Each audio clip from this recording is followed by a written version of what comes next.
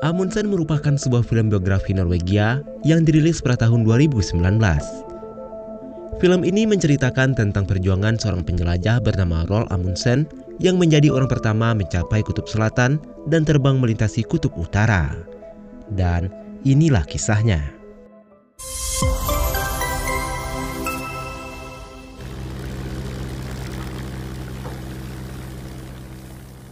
Cerita bermula dengan memperlihatkan Roald Amundsen dan dua rekannya yang terbang di atas es kutub utara.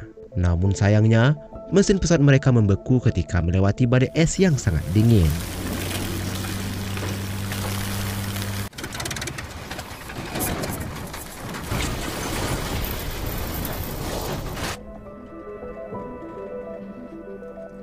Sementara itu, seorang pria tua bernama Leon Amundsen yang sedang merindukan keluarganya yaitu Roald Amundsen.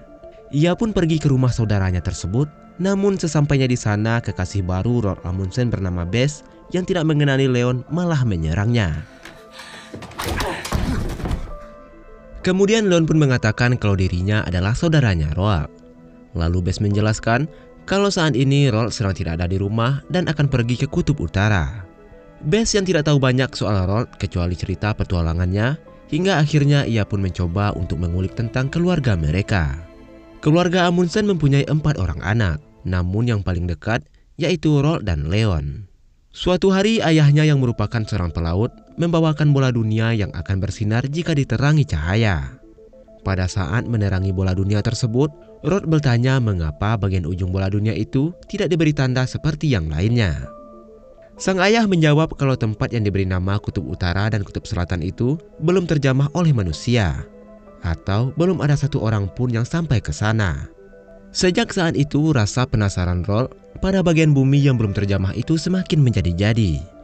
Ia mencoba bereksperimen mengukur suhu saat berada di tempat tersebut dan mempelajari segala sesuatu tentang kutub utara.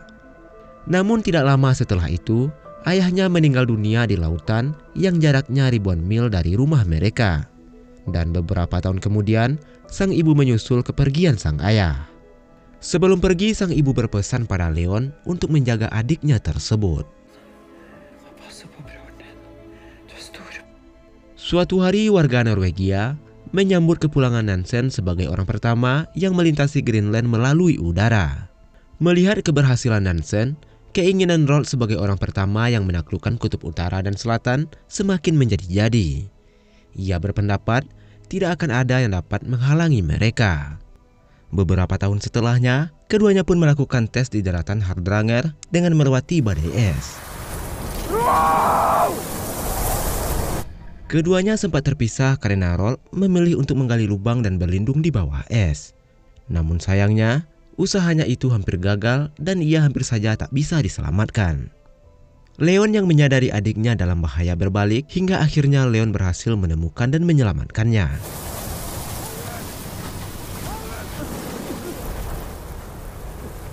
Bukannya takut dan trauma, Roald terlihat sangat bahagia dan tertarik untuk melakukan ekspedisi selanjutnya. Setelah kejadian itu, keinginan Roald sebagai seorang petualang pun semakin kuat. Tapi tidak dengan Leon, ia memilih menjadi pengatur keuangan dan mencari donatur untuk semua ekspedisi Roald. Beberapa tahun setelahnya, Roald mengikuti sebuah konferensi di London karena telah berhasil berlayar hingga bagian terakhir Norwes. Dalam konferensi itu, Roald menyampaikan ia menemukan sebuah suku dan mempelajari teknik bertahan hidup mereka. Dengan mengadopsi teknik bertahan hidup tersebut, ia sangat yakin kalau mereka bisa mencapai kutub utara.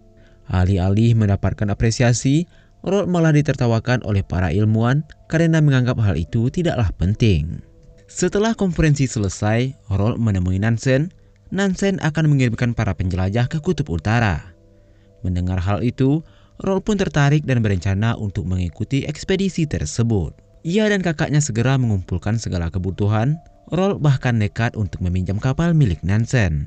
Dan tentu saja, Nansen tidak memberikannya secara cuma-cuma. Then we started gathering the crew. Setelah berhasil mengumpulkan kru dan semua kebutuhan, tiba-tiba Roald mendapatkan kabar kalau kutub utara telah berhasil ditaklukkan oleh seorang penjelajah Inggris bernama Frederick Cook. Hal itu membuat Roald merasa kecewa karena impiannya sejak kecil tak akan pernah tercapai. Di tengah keputusasaannya, tiba-tiba Rold melihat peta yang terjatuh dan memperhatikan peta tersebut. Ia pun teringat bahwa Kutub Selatan juga belum pernah dijelajahi oleh siapapun. Akhirnya ia mendiskusikannya pada sang kakak dan berencana untuk melakukan ekspedisi ke Kutub Selatan. Ia meminta Leon untuk menyembunyikan rencana ini terlebih dahulu agar tidak ada lagi yang mengetahui mereka. Pada tanggal 9 September 1910, Rold dan krunya pun berkumpul di Laut Madeira. Disinilah Rold dan Leon berterus terang kalau mereka akan menuju Kutub Selatan dan bukan ke Kutub Utara. Sebelum berangkat, Rold memastikan terlebih dahulu siapa yang benar-benar ingin ikut bersamanya dalam ekspedisi itu.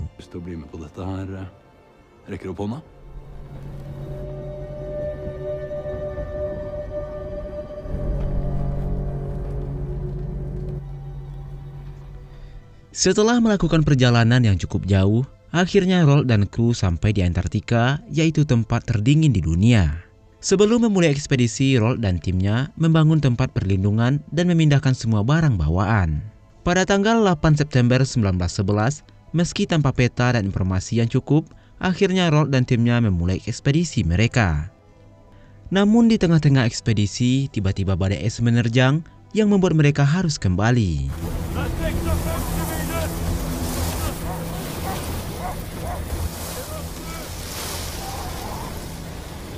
Dan pada malam harinya, dua kru yang tertinggal pun datang ke tempat tersebut. Mereka memarahi Rold karena telah meninggalkan krunya dan hampir membuat mereka meninggal.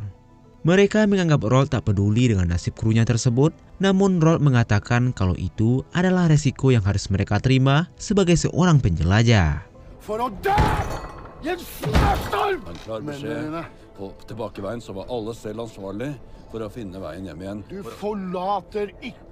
Pada tanggal 10 September 1911, Rold dan timnya kembali melakukan ekspedisi. Kali ini cuacanya lebih mendukung sehingga hampir tak ada kendala. Rold dan timnya menandai semua medan yang mereka lalui di peta. Hingga sampai di suatu tempat, salah seorang kru terperosok ke dalam jurang.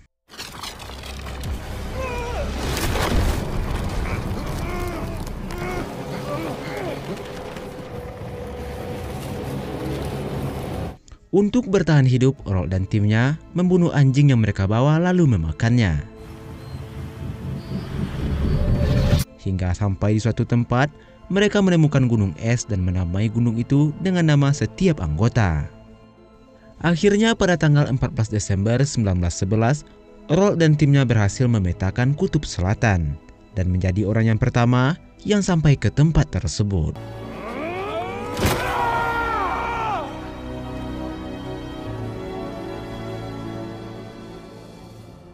Setelah kembali dari Kutub Selatan, Rold kembali mengikuti konferensi di London atas keberhasilannya. Alih-alih mendapat pujian, Rold malah kembali mendapatkan ejekan dari para ilmuwan. Mereka membandingkan kerja keras Rold dengan tokoh lainnya yang mereka anggap lebih berhasil. Setelah konferensi selesai, Rold bertemu dengan salah satu tokoh yang bernama Charles Bennet dan istrinya yang bernama Kiss yang umurnya terpaut jauh lebih muda. Melihat kecantikan Kiss, Rold pun jatuh cinta pada wanita tersebut. Beberapa waktu kemudian, pihak bangsawan Norwegia mengundang Rold sebagai tanda terima kasih karena telah mengharumkan nama bangsanya. Saat acara berlangsung, Rold malah gagal fokus pada Kiss. Lalu salah seorang dari bangsawan itu mengatakan kalau Norwegia akan melakukan ekspedisi ke Kutub Utara dengan melewati jalur yang belum pernah mereka lewati. Dan lebih mengejutkan lagi, ekspedisi itu akan dilakukan selama 5 tahun. Setelah acara selesai, Rold pun memberanikan diri untuk mengungkapkan perasaannya pada Kiss, meskipun Kiss kini masih berstatus sebagai istri orang. Singkat cerita, Rold dan krunya pun melakukan perjalanan ke Kutub Utara dengan menggunakan sebuah kapal. Padahal teori Nansen mengatakan sebuah kapal tidak akan mungkin membawa mereka berlayar karena tempat tersebut dipenuhi oleh es. Dan benar saja, kapal yang mereka tumpangi malah terjebak di atas es. Rold dan krunya menghabiskan waktu selama berbulan-bulan terjebak di atas es tanpa melakukan apapun. Hingga pada akhirnya, mereka memutuskan untuk mencoba mengeluarkan kapal dari es dengan cara menghancurkan es tersebut.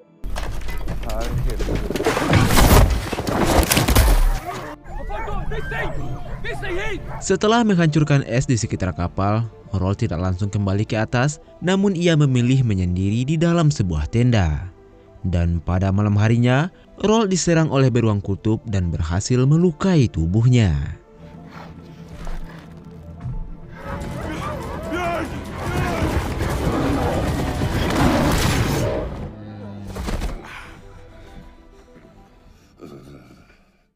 Waktu pun terus berlalu, Roll beserta krunya masih terjebak di atas es. Suatu malam ketika mereka hampir frustasi, mereka ditemui oleh warga setempat karena putrinya yang sedang sakit. Berkat peralatan yang memadai, Roll dan timnya pun berhasil menyembuhkan anak tersebut. Orang tua si anak juga meninggalkan kedua putrinya agar mereka membawanya kembali ke Norwegia, sehingga kedua gadis kecil itu bisa mendapatkan pendidikan yang memadai. Sejak kehadiran kedua anak tersebut, kehidupan di kapal lebih berwarna, para kru tampak lebih ceria. Setelah dipastikan usaha mereka tidak akan berhasil, Roll kembali ke Norwegia sambil membawa kedua gadis kecil itu. Selama di sana, Roll ternyata membeli 3 pesawat secara diam-diam. Leon yang mengetahui hal tersebut langsung menegur adiknya dan meminta Roll untuk membatalkan pembelian. Tujuan Roll membeli pesawat tersebut karena ia menganggap melewati lautan untuk sampai ke kutub utara tidak akan berhasil. Oleh karena itu, ia ingin sampai ke sana dengan melewati jalur udara. Obsesinya sebagai orang yang pertama sampai di kutub utara membuatnya tak mempertimbangkan banyak hal. Salah satunya adalah biaya perjalanan. Leon mengatakan kalau ia sudah tak sanggup membeli pesawat itu. Pada ekspedisi sebelumnya, mereka masih berhutang sebesar 20.000 US dollar. Karena bersikap kukuh dengan tujuannya tersebut, akhirnya keduanya pun salah paham. Roll menganggap Leon tidak mau membantunya lagi, dan sejak saat itu keduanya tak pernah bertemu. Hingga pada suatu hari, Roll ternyata berhasil mendapatkan 3 pesawat kecil dan melakukan percobaan ke kutub utara dengan menggunakan jalur udara bersama krunya. Setelah beberapa kali gagal, akhirnya mereka pun berhasil sampai di tempat tersebut.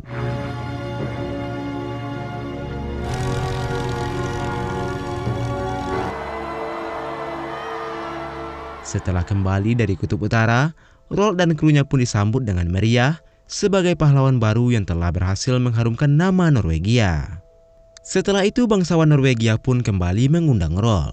Melihat Roll yang kembali dengan selamat, Leon dan Bess mencoba untuk menemuinya. Namun sayangnya Roll yang terlanjur sakit hati dengan sang kakak sama sekali tak mau berjabat tangan, bahkan seolah-olah tak mengenalnya.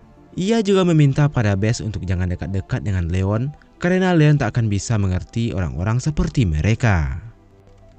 Beberapa waktu setelah itu, pihak Italia pun mensponsori perjalanan Roll ke kutub utara dengan menggunakan balon udara. Tepat pada tanggal 12 Mei 1926, mereka berhasil melintasi kutub utara. 12th of May, 1920, we have reached the North Pole. Setelah berhasil melakukan beberapa ekspedisi, Roll menuliskan sebuah buku biografi mengenai perjalanannya. Namun dalam buku tersebut, ia sama sekali tak mencantumkan nama Leon yang selama ini sudah membantunya. Bahkan ia juga mengatakan saat ia terjebak di dalam es, ia sendirilah yang berusaha keluar dan meminta tolong hingga seseorang tak dikenal datang membantunya. Satu-satunya yang tersisa bagi seorang Leon adalah menjadi teman tak dikenal itu. Hal itu tentu saja membuat Leon menjadi sangat sedih, bahkan sampai meneteskan air mata. Pada bulan Mei 1928, Roll kembali melakukan konferensi dengan para ilmuwan di Oslo. Saat itu ia mendengar kabar salah satu rekannya yang bernama Umberto Nobile melakukan ekspedisi ke kutub utara dengan menggunakan balon udara. Namun sayangnya, balon udara yang mereka tumpangi hilang tanpa jejak. Tanpa pikir panjang, Roll segera keluar dari ruangan tersebut untuk mencari keberadaan Nobile. Sebelum memulai pencarian, Roll yang tidak yakin kalau ini akan berhasil sempat termenung di lautan dan mengingatkan kenangan saat pertama kali bertemu dengan Bess. Singkat cerita, Roll pun memulai perjalanannya untuk mencari Nobile. Mendengar kabar kepergian Roll, Leon segera mengambil bola dunia yang menjadi penyebab semua kekacauan ini. Kemudian ia menghancurkannya. Sementara itu saat melakukan pencarian, Roald diterjang badai yang membuat pesawat mereka membeku dan terjatuh.